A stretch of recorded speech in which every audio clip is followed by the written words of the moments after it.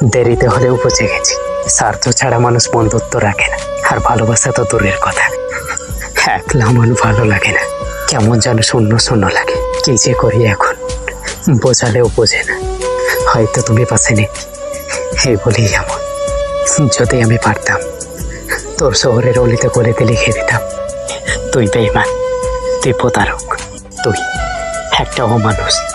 আমি জানি আমাকে কেউ আমার মতো করে বুঝবে না, তাই সব সময় আমি নিজেকে আড়াল করে রাখি। কেননা আমি কারো কষ্টের কারণ হতে চাই না। জোর করে কাউকে সম্পর্কে জড়িয়ে রাখা যায় না। যে থাকা সে থাকবে, আর যে চলে যাবার সে চলেই যাবে। তোমার ভালোবাসা পূর্ণতা পাক সারাটা জীবন, আমি না হয় অপূর্ণতা নিয়ে বেঁচে থাকবো আজীবন। একটা কথা কি জানো তো, কষ্ট হলেও কিছু জিনিস হাসি মুখে ছেড়ে দিতে হয়, হোক সেটা বন্ধুত্ব কিংবা ভালোবাসা।